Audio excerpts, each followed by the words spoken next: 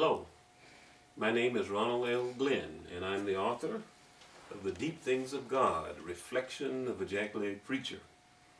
And I welcome you to this discussion.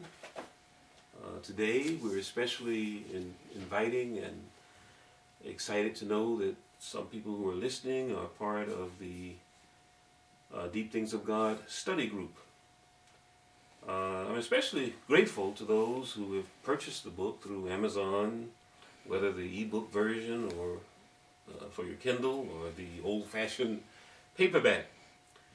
You know, I've been thinking about these ideas for most of my life, especially during the last 40 years as an ordained minister and pastor. The professor in seminary warned us that we should not preach or teach about some of these topics because people would not accept them and would throw us out of our pulpits, in fact, he suggested.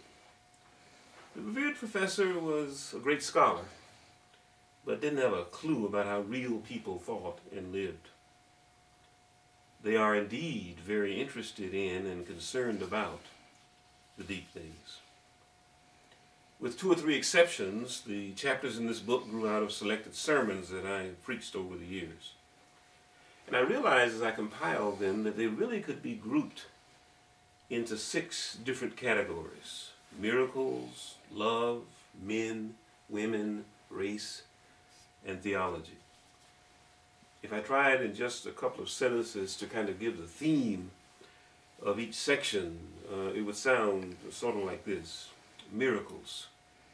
Not all things that are miraculous are supernatural. Love. This love idea was so essential for Jesus that he made it the singular test of true discipleship. He also gave love as the explanation for the rationally irrational act of offering his own life for the salvation of sinful humans. Men. Jesus was zealous in his concern for the special men who were his disciples. They did not choose him. He chose them and was determined to keep them. Women. Women remained faithful and active, though they were normally relegated to obscure positions. They remained determined, though they were airbrushed out of the picture. They remained supportive, even when their names were not called, and they served in anonymity. Race.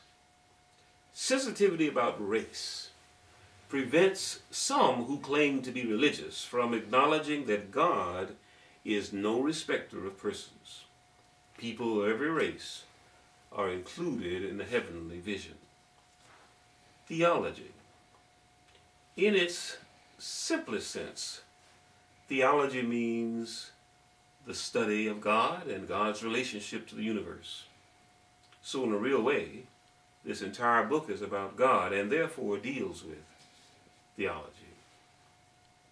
I'd like to suggest that we start this study with chapter 24, This Well is Deep, the last chapter of the book.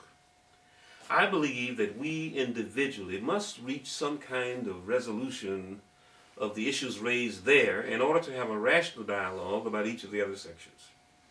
Feel free to post comments and questions as we go along in the study and to invite others to join the study group and, of course, to like the Deep Things of God fan page. This chapter deals with what for me is the heaviest of the deep things.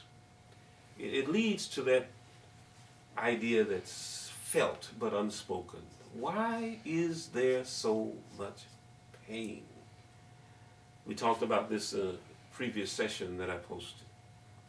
Why does it appear that God is not involved, is not answering, is not concerned, does not appear to be responding to prayer? Why do people who are faithful people nevertheless suffer the most horrible kinds of torment and torture, pain, terrible, terrible circumstances?